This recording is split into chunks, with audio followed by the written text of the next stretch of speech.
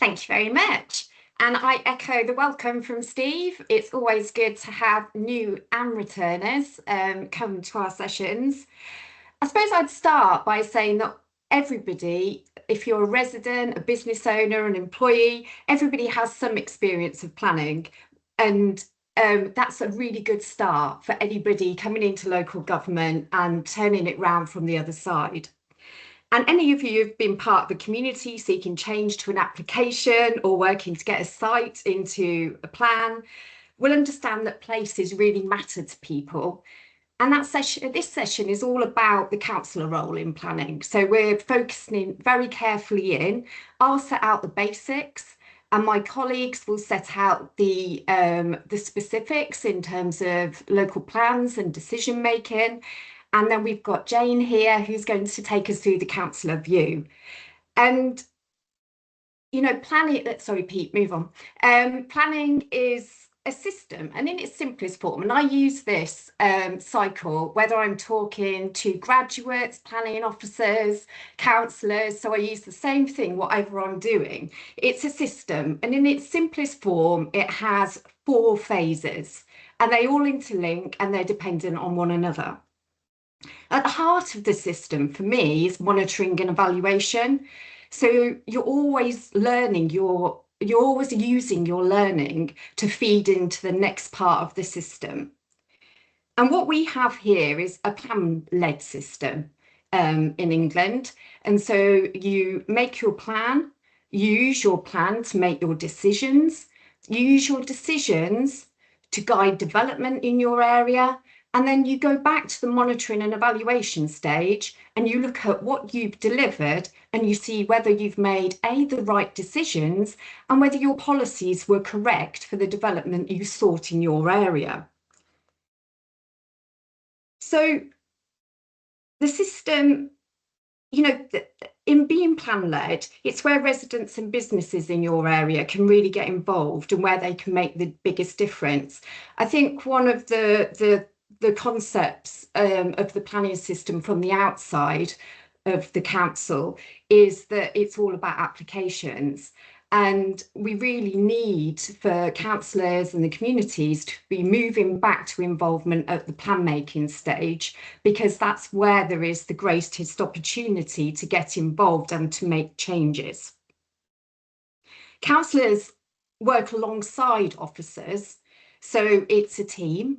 So councillors are bringing the democratic legitimacy, judgment, local knowledge, and planners are bringing that expertise and their experience from study and from working within the planning system.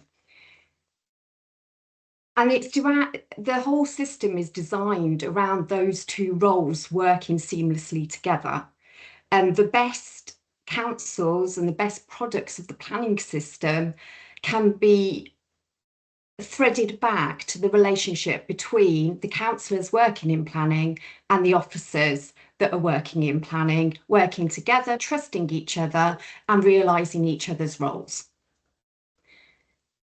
Next, please. It's a bit Chris Whitty, this, isn't it? So the purpose of planning is to manage development and use of land in the long-term public interest. I'm sure many of us know that. And within that, though, councillors have a few roles, and some of you may take on all the roles, some of you may take on just one of the roles, but the roles are as such. So you either are on the local plan working group, where you're making decisions about the vision for the area and the policies that are going to be in the plan, consultation methods, and getting the plan through the process. That is one distinct role. Another, which is probably more infamous, is sitting on planning committee, weighing up the bigger or more complex planning applications against the local plan. Some of you will be talking to developers before any application or site has been allocated, and you'll be doing that to help them to understand where the council's priorities are and what you're seeking for your communities. But all of you as councillors are the bridge to your communities.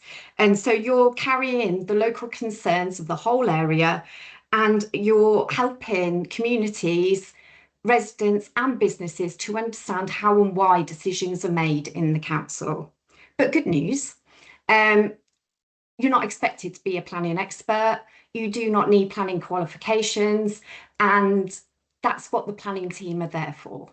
So you have planners in a planning team at your authority that will have studied mostly for 4 years to attain those qualifications, and they are there to advise you and to help you make your decisions. And the discipline of the councillor role is that decisions based on planning grounds and on what makes, the evidence behind them. And this is what makes decisions fair, sound, and able to be defended.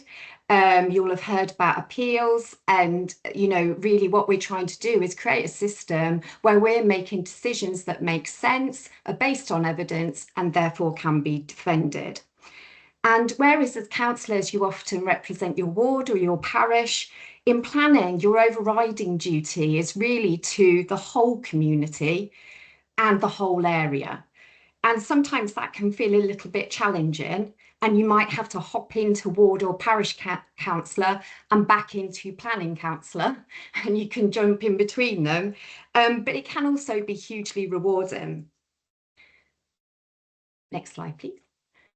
So that all sounds really process heavy. And as a long-term planner and a champion of the profession, I'd like to say that it's not about the process. The process is what keeps us out of danger, I suppose, in terms of appeals and challenges. But the passion is what makes it really interesting. And it's all about ambition for place planning.